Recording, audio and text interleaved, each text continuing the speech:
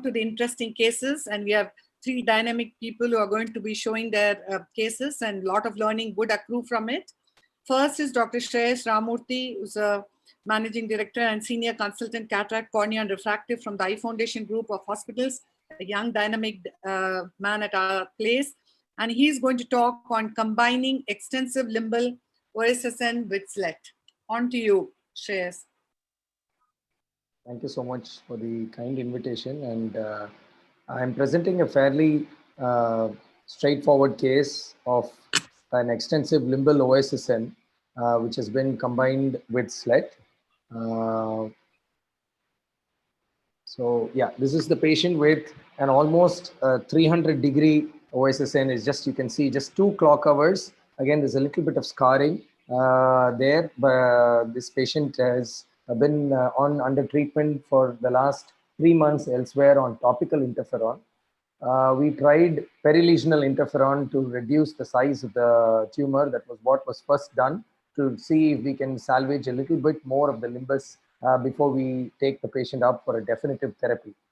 But despite 3 subsequent cycles of perilesional interferon, there was no response. And by this time, the patient was also getting a little restless. The other important relevant point in history was that the patient was retropositive and also on HAART treatment, but the CD4 count was quite good. This patient was then planned for an excision plus AMG. I must also mention that during these periods of this 3 cycles of perilesional interferon, the patient kept having recurrent breakdowns of this epithelium, and his vision deteriorated from when he originally presented to us with a 624 vision to a counting figure 1 meter vision. So this is just the harvest of the limbal epithelial graft, the SLET harvest. It's not much to show in this. There's already multiple talks which have already happened. I'll just go on to the surgical video proper. So as you can see here, the surface has worsened from the original picture, which slit lamp photograph, which I showed you. So I start off with a 360-degree peritomy. It's important that we try to handle the tumor as little as possible, and therefore make a wide margin, at least 5 millimeter away from the original tumor itself. And then subsequently, after the 360-degree peritomy, you start from the periphery. The dissection is akin to that what you would do in a normal chemical injury. However, identifying a plane of dissection below the OSSN and identifying the clear cornea is imperative, so that you can lift off the tumor quite easily. And again, while you're lifting this off, I'm trying as much as possible to just not handle the tumor and hold only the peripheral frill of uninvolved conjunctiva. And as I'm separating it, I go 360 degrees and try to remove the tumor in its entirety. One thing we must remember is that even though the OSSN is there 360 degrees, it may not be present at the same level in all positions. There might be certain areas where there's a slightly deeper involvement. There might be even a slight corneal involvement. As you can see in this, once I remove the tumor, there is a slightly deeper region of the corneal stromal involvement. And this will require a partial lamellar dissection and a partial keratectomy of sorts. But fortunately for me, I'm able to find the plane, and this entire piece peels off quite easily. The subsequent part is quite similar to that of any SLET procedure. Just before that, I am applying some topical mitomycin C. And this topical mitomycin C is just to ensure that whatever residual tumor cells are present are to the large extent destroyed.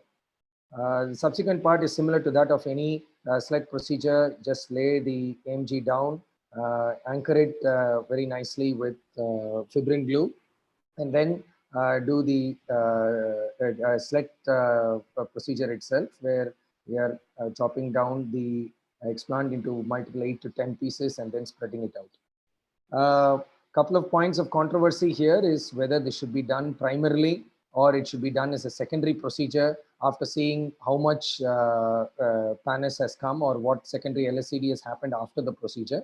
And the other point is whether a cryo should be combined with this procedure. It's not my routine practice to do cryo in all cases of OSSN.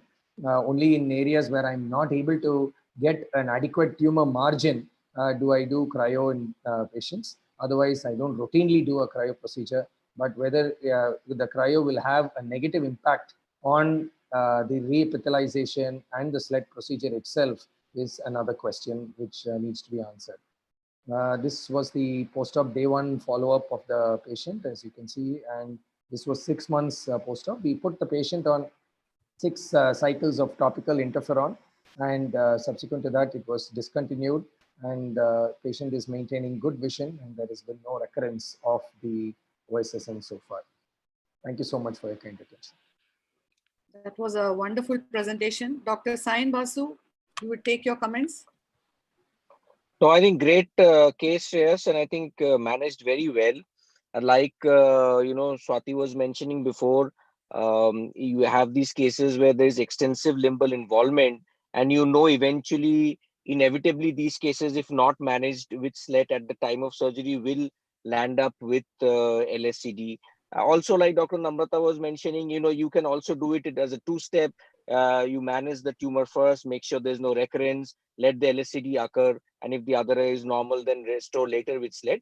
But if like you have done so well and so effectively, taken care of the whole lesion and then applied mitomycin C to make sure that there are no residual tumor cells. In those cases, I completely agree with you that this is the right way to do, because you can address everything in one go and make sure that the patient recovers vision as soon as possible. So shall I go on to the next speaker? Any more question? Can I just make one comment here, Dr. Chitra? Yeah. Just one comment. I think it was a. Sorry, we can't hear you. Excellent surgery, Dr. Shreyas. And I just wanted to make one comment regarding the current emerging concept of the use of immunotherapy in immunosuppressed individuals.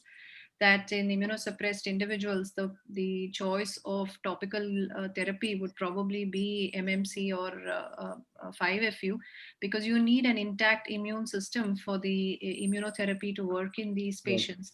So your chemo reduction probably could have been considered with not with interferon, but with the other chemo therapeutic agents. So that is one emerging concept, especially with respect to HIV positive individuals and those who are on immunosuppression, as in renal transplant patients. But otherwise, excellent surgery and very well managed.